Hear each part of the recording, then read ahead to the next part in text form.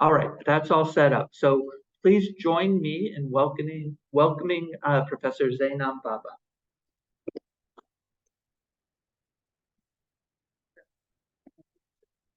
Hi, everybody, and hello on Zoom. My name is Zeinab Baba. I'm a faculty member in the Department of Public Health Sciences. And so I am here to talk to you a little bit about our epidemiologic understanding of the UN Sustainable Development Goals, also known as SDGs. So I will say that, full disclosure, when Dr. Pham asked me to talk here today, I was like, I don't know much about sustainability. I mean, when we think about sustainability, we think environment, right? Saving the environment, like my kids say, reduce, reuse, recycle, that kind of stuff. Um, and so I had done a little bit of work previously with the SDGs, not related to anything, but I'm an epidemiologist by training. And so I was like, well, the UN has their sustainable development goals, so I could probably fit something in there. And then I was like, oh, wait, I actually use them in my epidemiology class. I teach an introduction to epidemiology class that's a science distributor. So I get students from all over the university. And I was like, oh, maybe I can fit that in there. So I'm going to kind of use examples that I use in my class to tie them to the sustainable development goals. But also as an epidemiologist, and I'll explain what that is, include some data behind it as well. So let me go ahead, trying to get to the slides to like change them. I don't want to do that because Zoom is not my friend.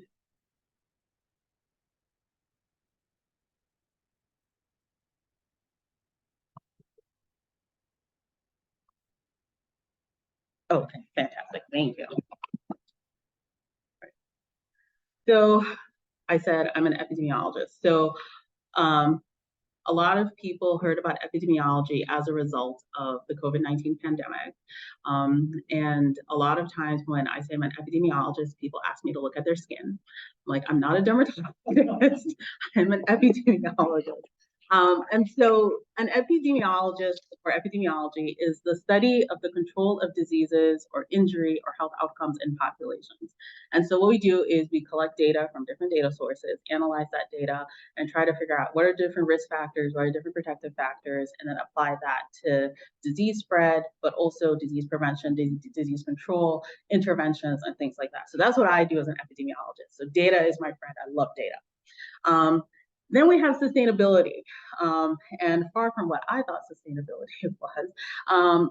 Sustainability really is looking at creating and maintaining conditions under which humans and nature can exist in productive harmony to support present and future generations. So that's kind of like the definition from the EPA. And I use that definition because when I talk about environmental epidemiology in my class, we talk a lot about the EPA and what they do and things like that. And so in 1987, the United Nations had a meeting to talk about, kind of like what are the things that are going on in our world that would hamper future generations. And so that's kind of like where the UN UN Sustainable Development Goals kind of come in. So this is just a picture of what they are. There are 17 of them, and a lot of them are, kind of like no-brainers, what we kind of think about in our everyday lives, right? We don't want to have any poverty. When we think about, people kind of like maintaining lifestyles and things like that, we think about poverty, think about education. Obviously, climate change is a really big one. Climate change is something that, we talk about a lot. And like I said, when I think sustainability, I think climate change, I think about, the warming temperatures and things like that. I talked to my mom earlier today, and my parents live in Ghana, and right now it's supposed to be their dry season where there's no rain. She said it rained yesterday. This is very unusual, and so when things like that happen, you kind of think of for people who live on the land and live on crops and things like that, for people who are depending on rainfall for farming and things like that, which is what my parents deal with. How do we kind of shift back to the norms that we had, or do we have to adapt to new things and things like that? But these are the sustainable development goals, and they're used in a lot of different ways. around the world for different areas that we're kind of looking at. And so each country is kind of tasked with looking at these sustainable development goals and thinking about how do we affect our communities, how do we affect our populations to make sure that we're meeting these. And so, like I said, I use these a little bit in my epidemiology class, but what I'm going to do is actually break down epidemiology into the different areas, like the main areas that we kind of think about and talk about, and then tie it back to some of these goals that we have on here. So the first one is social. Before you move on, excuse me, I'm sorry. We don't see the slides in Zoom. Oh, my bad. Sorry. That's okay. Thank you for letting us know. Thank you, Cheryl. Not your bad, my bad. Let me come back here. Thank you for letting us know.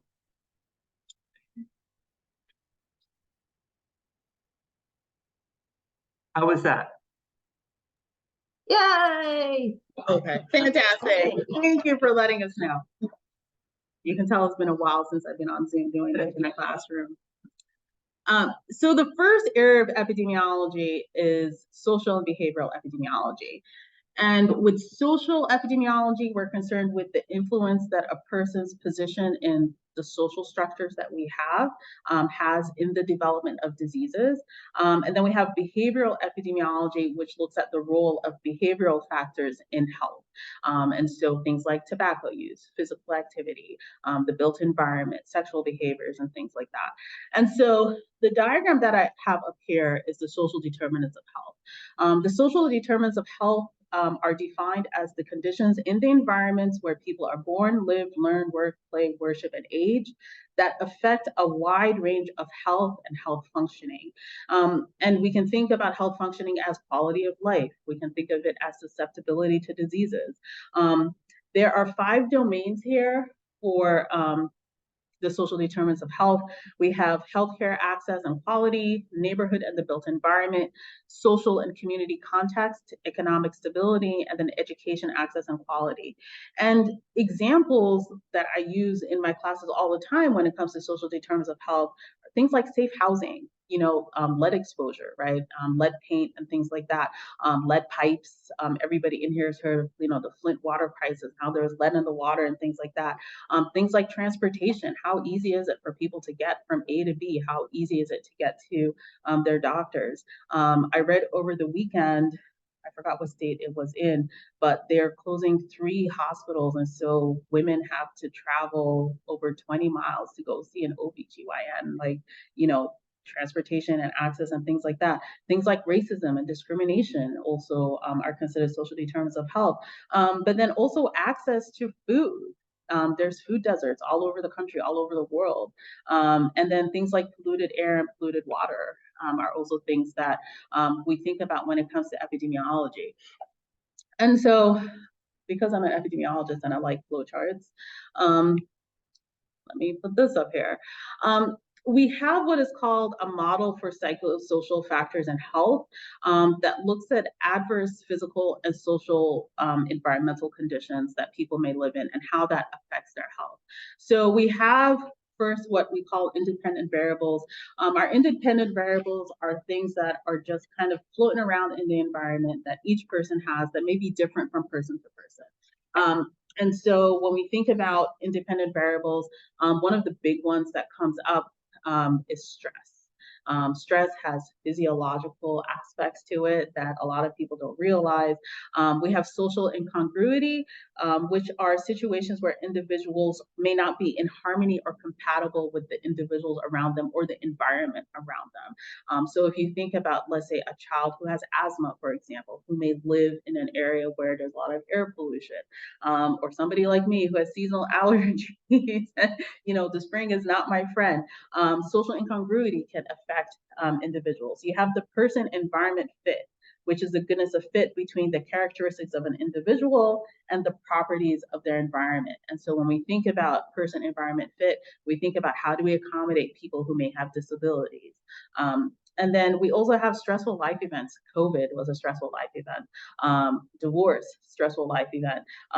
College, to some people, a stressful life event, right? So we have all of these things that are independent, right? Things that are risk factors that we think may cause other things to happen.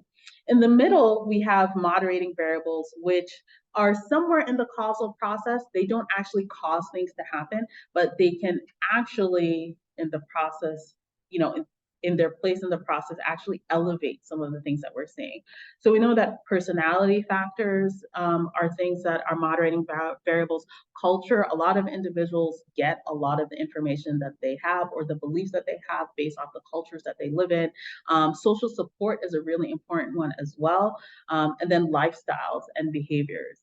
And then all of these kind of working together and independently are then going to affect people's life status, their job status. It's going to affect their mental health as well.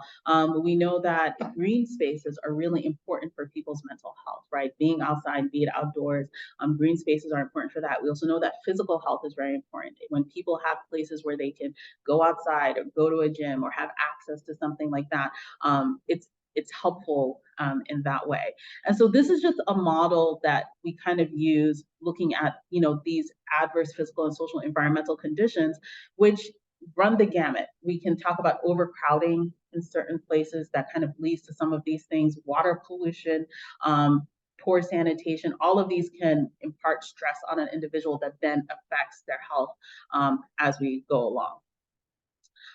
And so one example that I use in my classes are ACEs. So we have ACEs are adverse childhood experiences, and decades of research have shown that exposure to violence in childhood, whether that's physical violence, sexual violence, psychological violence, or witnessing that violence on a family member or a friend can then affect how they view the world as we kind of go along.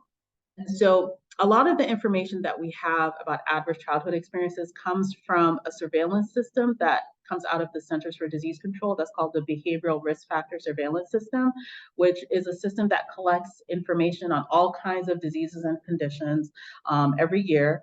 And, you know, from looking at what that information has kind of given us, overall, about 61% of adults in the United States have experienced at least one kind of adverse childhood experience.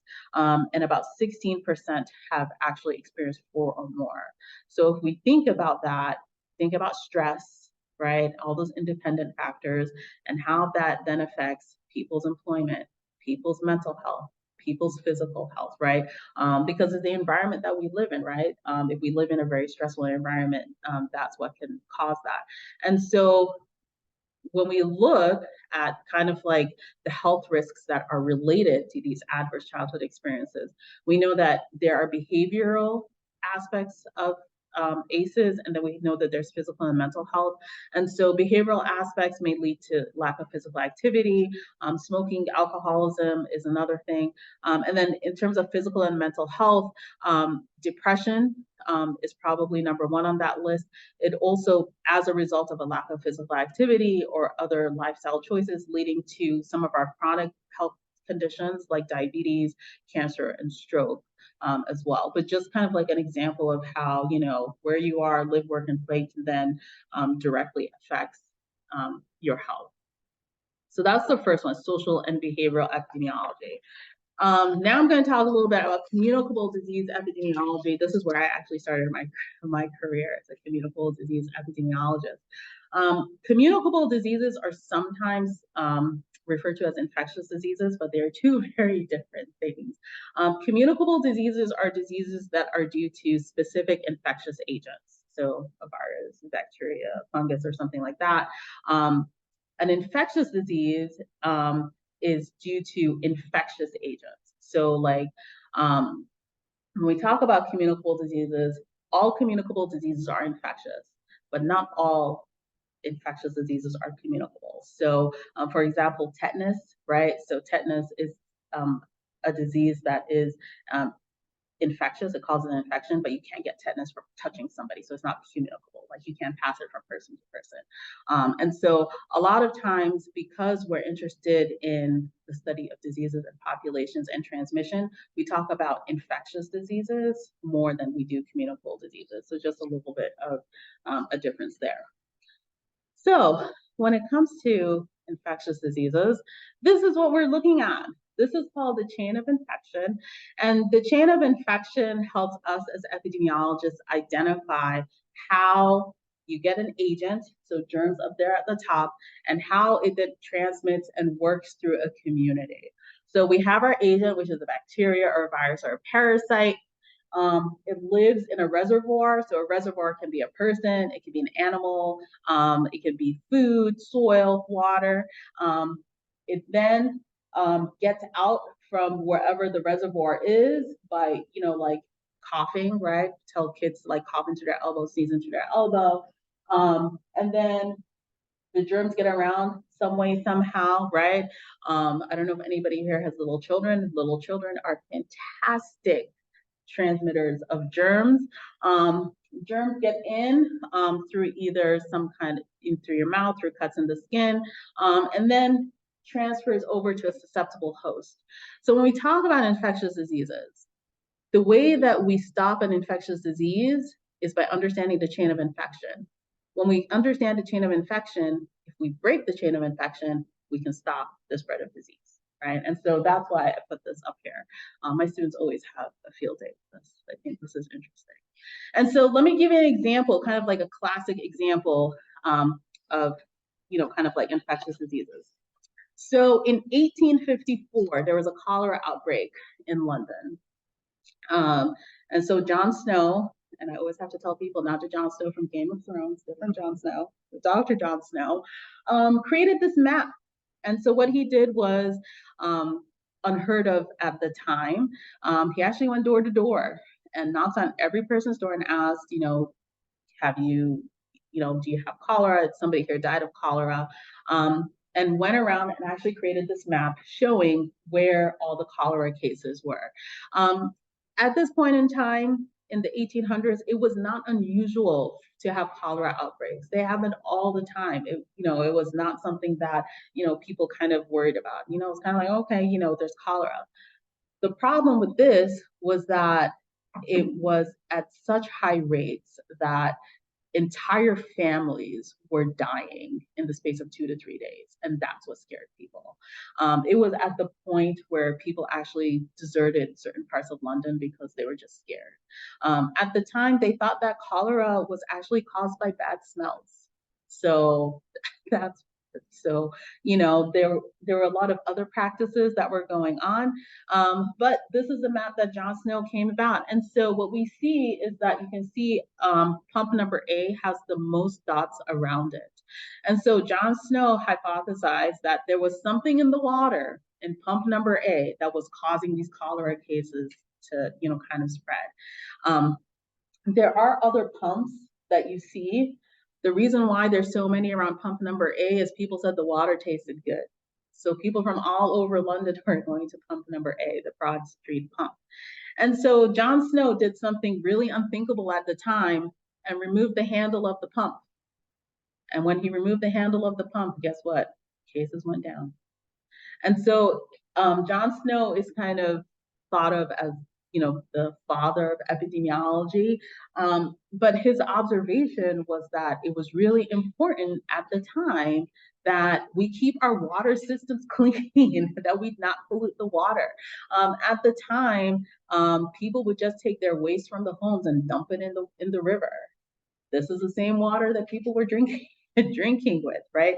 And so that was one of the earliest examples where we knew that there was something in the water, not sure what it was. It would take some time to actually figure out that, it was cholera and things like that.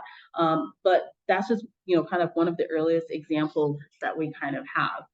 And so when we think about cholera today, we don't really have cholera outbreaks in the industrialized world. But there are countries where cholera does still exist and where it still kind of comes up. And so in the United States, we've been cholera free for about 100 plus years. But cholera really is a disease of poverty. It's a disease of poverty, it's a disease of natural disasters and political violence as well. Because in a lot of countries, we have the infrastructure that cleans the water, makes sure that it's safe to drink and things like that. But when you have destabilization of systems, then cholera outbreaks are really common. And so I'm gonna put a circle. Anybody know what country that is? Haiti. Haiti. And so if anybody in here knows anything about Haiti, they have been going through a lot. But in July 2021, they had their president assassinated. And like before that, there was destabilization, but they had managed to actually get systems in order so that, you know, the government ran, right? They had their last outbreak 2015 or so about, but due to all the violence that has been happening and the destabilization, we're seeing cholera outbreaks again that are happening. And so just a couple of pictures of what has been going on in Haiti. Like I said, cholera is something that travels through the water. And so when you have a lot of standing water with trash in it, it is kind of like ripe for just cholera to kind of spread. In the capital, Port-au-Prince, there's about 200,000 to 400,000 individuals who live in extreme poverty without clean water or sanitation. And then also the political unrest and violence also resulted in a blockage of major fuel coming in. And so even if they had systems to actually clean the water, they would be unable to actually clean the water. So like I said, I'm an epidemiologist, I like data. So this is a graph showing suspected cholera cases in Haiti, and this is in 2022. This is from October to December 2022. And so the blue bars are suspected cases. Suspected cases only because they can't get to everybody to test them. And so a lot of the projections that they have is just based off who they have, who's been tested. And then we have the orange bar, this orange bar here that shows the cumulative. So these are the total numbers. So as we're going on, you see that steep increase in cholera cases that is kind of happening. One of the things with cholera is that it, because it's a waterborne disease, as an individual, you lose a lot of water very quickly. But there are very simple solutions to cholera. There is an oral vaccine that people can take to prevent them from getting sick from cholera. And so this is a picture. This is an aid worker, I believe from UNICEF, if I'm not mistaken, going around vaccinating.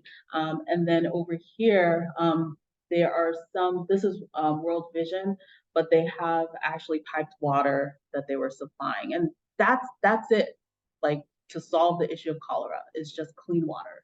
That's it. But again, you know, when you think about infectious and communicable diseases, if you know what this infectious agent is, and we know that it's transmitted through polluted water, if you can eliminate that polluted water, then you can eliminate the disease. So they were actually able to decrease it a little bit. I don't know what's happening right now, but at least that horrific epidemic that was happening is no longer happening. The next one is chronic disease epidemiology. So chronic disease epidemiology is kind of like my wheelhouse. This is what I tend to do most often. But with chronic disease epidemiology, we're looking at diseases that last generally for a year or more. Chronic diseases also tend to be multifactorial. So there's a lot of different things that are happening that can be different amongst different individuals. It's never just one thing, unlike an infectious disease that has like one infectious agent that you're looking at. Chronic diseases also have kind of overtaken infectious diseases in more industrialized countries because we have the sanitation, we have the clean water and things like that. And so chronic diseases really are diseases of lifestyle. That's really what they are. And so this graph over here just shows mortality rates, so death rates from comparing non-infectious or chronic diseases to infectious diseases. And so we can see that our non-infectious diseases, our chronic diseases are in blue, it's kind of holding steady, but our infectious diseases are dropping, right? Which is great. but it means that we got to do something about these chronic diseases that we have, right? And so when we think about chronic diseases in the United States, about 6 in 10 adults in the United States has a chronic disease, and about 4 in 10 have 2 or more. And so the leading causes of death and disability in the United States are actually caused by chronic diseases. And so it may not be the actual disease that you have, but it's a result of the other things kind of surrounding the diseases. So we have heart disease, cancer, chronic lung disease, stroke, Alzheimer's, diabetes, and chronic kidney disease, which are the top ones. And I don't have the slide here, but I show a slide in my class where I list all of these and then have all of the different risk factors. Multiple risk factors fall from multiple diseases, right? So if you tackle one risk factor, you can tackle a lot of different diseases. And so the common ones that we know, smoking, diet, exercise, and stuff like that, all of these are affected by all of those, right? So that's, kind of like something else to think about. When we actually look at death rates across the 10 top ones, this is for 2020 and 2021, the only disease in there that, is technically not a chronic disease is COVID-19, obviously, because COVID-19 kind of came in and destabilized that a little bit. But when we're looking at it in general, our mortality rates are kind of increasing a little bit as we're seeing what is going on. And like I said before, when it comes to chronic diseases, 4 in 10 adults has 4 or more. One of the other things that we see with chronic diseases is as you age, you're more likely to have more chronic diseases. The older you get, the more likely you are to get a chronic disease, the more likely you are to have one or more. And so age 65-ish is kind of like that point where we kind of see more people who have a chronic disease. But with chronic diseases, like I said, it's lifestyle. Lifestyle risk factors are the number one thing. And so the behavioral risk factor surveillance system that I mentioned before also collects data around lifestyle and lifestyle risk factors. So they collect information about fruit and vegetable intake. They collect information about physical activity, how many minutes do you exercise. They also collect information about, do you have asthma? Do you have access to healthcare and things like that. And using that information, we can actually try to address some of these areas. One of the things that we can also do is look at what we call in public health as the social ecological model. And so the social ecological model actually gives us a tool for prevention of chronic diseases. And so the social ecological model has these different levels. We have our individual level all the way up to public policy. Within each level, we can identify what is going on within that level. So with the individual, it may be their knowledge about a disease. It may be their attitudes towards a disease. We know that health beliefs are really important to certain individuals. Interpersonal, it could be like the influence of family and friends. It could be the social networks that people have. In some cases, people actually get their health information from the people that they know. It may not be a doctor or things like that. We may have organizational levels as well. So organizations, schools, workplaces, religious places are also great places for prevention. There's community. So what is going on in communities? The community environment is going to be really important. We talk a lot about the built environment in public health and epidemiology. What is it around you that is helping or hurting your health, right? Talk about the concrete jungle. If there's no greenery, are people going to be able to go outside? We also talk about, violence in neighborhoods. If you live in a violent neighborhood, are you going to go for a walk? Probably not. And then we have public policy. So there's national and local laws that help or hurt when it comes to preventing chronic diseases. But that's just one tool that we can use to kind of address what's going on. So we can look at poverty, we can look at healthcare access, we can look at the climate, we can look at different public works and infrastructure as well when we're looking at the social ecological model. Environmental epidemiology. So this was the easy one when I was preparing this. So with environmental epidemiology, really what we're looking at is diseases and conditions that are linked to environmental factors. But when we look at environmental factors, there's also other things that we're looking at within the environment as well. Sometimes it may be dose, right? So there's some things that if you're exposed to a little bit, oh, you'll be okay. But if you're exposed to it a lot, that's going to be a problem. Duration, how long your exposure was, is something that's important. The exposure route, whether you ingest it or breathe it in. And then there's also going to be personal traits like age. Age is a factor in so many things. Genetics, health status, like your current health status and things like that. When we talk about environmental epidemiology, we really want to identify the number of people who may have a particular disease or illness. We really want to be able to also measure what people have come in contact with. There's a lot of epidemiologic investigations where, identifying that route of transmission is going to be really important. We also want to be able to compare people who have the health problem to people who don't. That's going to be able to tell us about dose information and also duration. We know that, for example, my husband used to work at Amazon, and one of the things that they did with their occupational health office was, if you work in a warehouse, the levels of noise and kind of things like that, how long you can be exposed to certain noises and things like that, are really important. But then you also want to be able to study these health problems in different populations and different people, because climate and how climate is going to affect the routes of transmission of different things is going to be really important as well. So here is a map that shows deaths attributed to indoor air pollution, and this is from 2017. And so the darker the shade of red, the higher the number of deaths that are attributed to indoor air pollution. And so I bring this up because in the United States, we tend not to see this as much. We've also had, something of a resurgence of, the safety of gas stoves in our homes, right? That is something that has been coming up.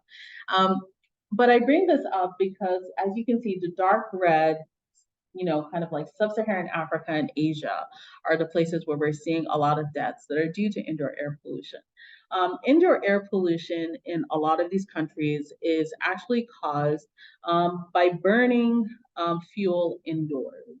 And so these are pictures from West Africa, showing women who are cooking over what, kind of like their normal method of cooking. I bring this up because this is something, I said my parents live in Ghana. Actually, I will get into that a little bit. But one of the things is that in a lot of these rural communities, getting this kind of fuel also involves destroying the environment, right? And so you can see behind that lady in the second picture, there's like a stack of logs. A lot of women spend a lot of time going into the forest area and actually cutting down trees in order to get fuel, in order to burn, to cook. And so they make charcoal out of it, or they just kind of use it like this. One of the things that we know when it comes to indoor air pollution is that if there's not enough air, carbon monoxide and things like that, you can see the black streaks over there on the wall. In a lot of these areas, if it's too hot, women will cook indoors. If it's raining outside, obviously cook indoors. And there's not a lot of ventilation that happens. And so as a kid, I would travel to rural Ghana. That's where my family is. That's where my family is from. Actually been exposed to this. And so I have itchy eye problems because of my exposure to smoke as a kid. I couldn't find a really good picture, but oftentimes women who have infants will actually baby wear their infants while they're cooking in these environments. And so you have a lot of children who have asthma, pneumonia, and other respiratory issues related to this. And so just a few statistics when it comes to like air pollution. We have people who are exposed to the air pollution. About 3.2 million people die prematurely from this air pollution that we have. But then there's also other diseases that are related to the air pollution as well that happens as a result of being indoors. And so one of the solutions that we have is to actually change the methods of cooking that we have. And so this is from the Clean Cooking Alliance, where they actually promote the use of, we call it propane in the United States, but it's overseas they called it LPG, so liquefied petroleum gas. And so just propane stoves, like the stoves that we have. And so kind of promoting that. It's a great way to cook. It is definitely much cleaner. You don't have the smoke. But when gas prices go up, everything goes up. And so there comes another barrier that happens. Recently, in Ghana, they actually doubled the price. When I went to Ghana in the summer, my mom was complaining because it used to cost the equivalent of about $8 to fill up, kind of like a tank about that big. It had gone all the way up to about $25 to fill it up for one, and that lasts about 3 months. And so if you're looking in a community or a country where most people live on less than $1 a day, people are going to revert back to their old practices, right? There is a movement in Kenya, I believe, where there's an individual who actually buys the, like the logs or whatever the women go and farm, buys them, and then tries to repurpose them in some other kind of way to reduce the impact on the environment. There's also efforts to actually go out and plant trees.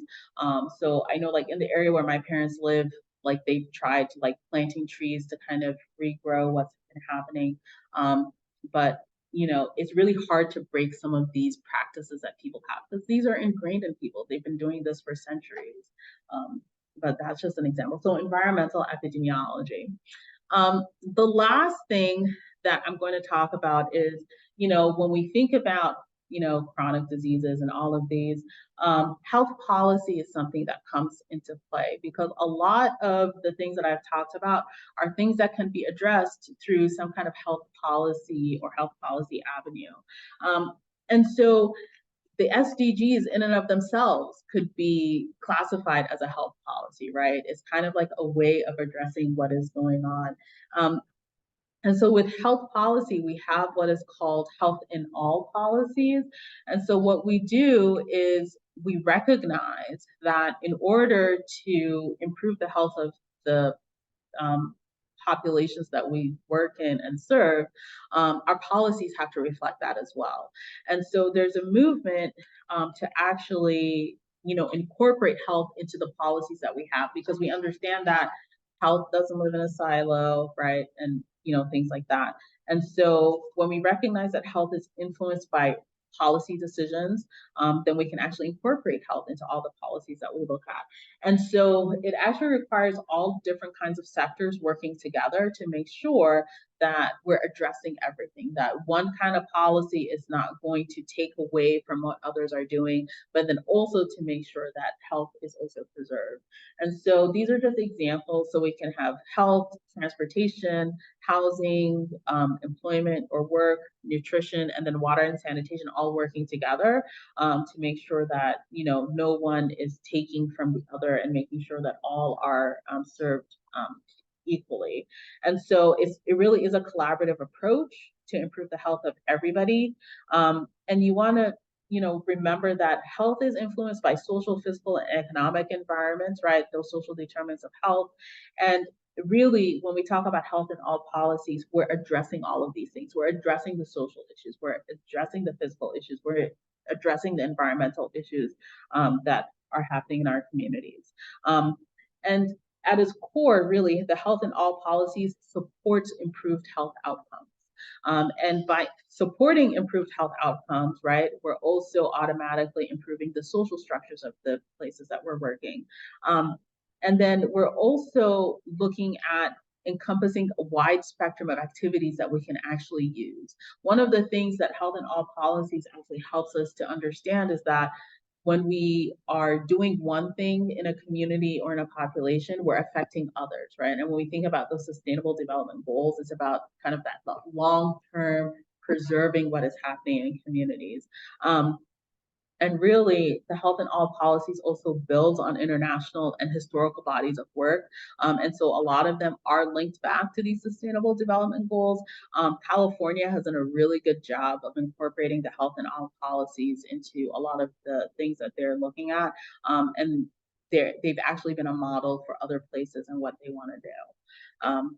And so that was my really Cliff Notes version of EPI with UN's Sustainable Development Goals.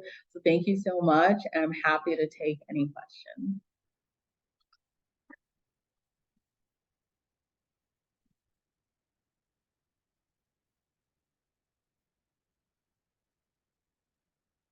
I did that really well. I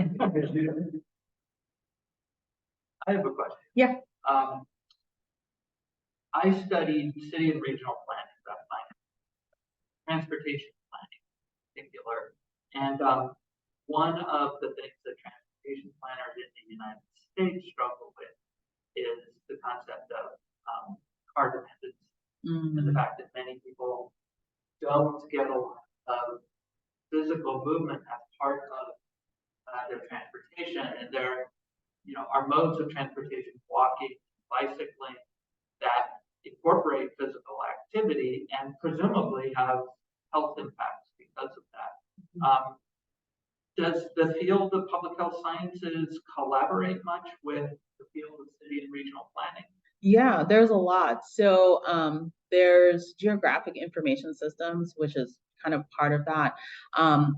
But when we think about, like city planning and things like that, there's a great video which actually shows, if you built mixed use areas, right, how that affects individuals and how people can actually move around. I believe in Norway, they have what they call 15-minute cities or 15-minute communities, where you should be able to get to anything in 15 minutes by like walking or biking. But it is something that is done a lot in public health. And I'm actually working on a project right now where we are working with a transportation provider to help individuals in terms of like getting to doctor's appointments and things like that. So it is really common. I would say when we talk about, when I ask students in class, what are some of the barriers people have to getting healthcare? Transportation is probably the number one, because we do recognize that it is an issue, right? An economic issue too, right? If you don't have money for the bus and things like that. When I was doing my dissertation, I was in Philly, I was at Drexel, and one of the initiatives that I worked on was actually providing bus tokens to patients so that they actually get to and from their doctor's appointments. So it was really common. There may be some questions on. Oh, I see Cheryl. Yeah. Hello, I always have a question, and I'm sorry. I have one of your infectious diseases. So no. I sound like heck. But I really enjoyed your presentation. Thank you. So when I was looking at the models that you're presenting, the social ecological model, and then that later slide, the health in all policies model, one of the things that stuck out to me as missing was when we're looking for people to blame, or we're looking for places to where bad health effects come in, what I didn't see was like corporate sources or like advertising, etc. Like, so, we know, right, that snack companies or food companies formulate their stuff with sugar and fat and salt in order to addict us. And maybe it kind of falls under the like whole policy idea. But I don't know what your opinion is. I just think we need to, apportion some blame to folks who come at us through the marketplace and get us sick. Yeah. That's not the source of mine, but Agreed. So I think, when you're talking about the social ecological model, that would probably fall under organizational. you know, it could be there. I could also see it under public policy, because a lot of the times, you know, we're supposed to have entities out there that protect us from all of these extra things being in our food, right? And so I think that would probably fall under policy. I'll give you a quick example. I was talking to a friend yesterday who she went to Switzerland, and she was telling me that when she was in Switzerland, she could actually eat the cereal because it didn't have that much sugar. Like when she eats cereal here, it has so much sugar that it's just, she cannot handle it. And we were talking about it. I was like, yeah, it's because they have regulations out there that say you can only put so much sugar in your cereal. Over here, it's different. And so I think that would probably fall more under public policy in that social ecological model. Yeah, I guess I'd just like you to publicly shame them in front of your students. Oh, I do shame them. Corporations are not very well liked in my class. Good, that's a good point, Cheryl. Thank you. Zeinab, we're at 10 minutes to 1, and we generally at this point pause because some people do have to leave to get to another course or appointment. But if you still have a few minutes and there are more questions for those of you who can stay either on Zoom or here in person, please do. Oh yeah, if anybody has any other questions, I'm happy to.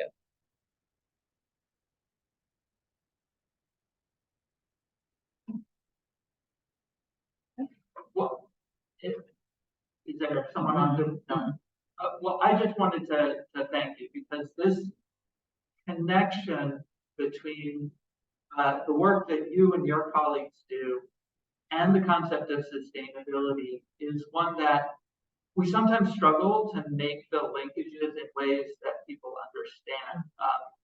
The environmental side of sustainability is really important, but it is not the only concept that's important in understanding how we create healthy, safe, economically sustainable communities. And the role of health in understanding all the indirect and direct determinants of health for individuals and for communities is really critical to understand. So I just want to thank you for this presentation and for so clearly making the connection. Thank you. Thank you. This was fun. I enjoyed it. Good. All right. Well, thank you. No problem. Thank you. Thank you, everybody on Zoom.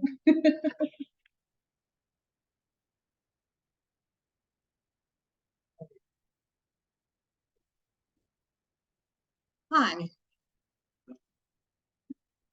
Oh.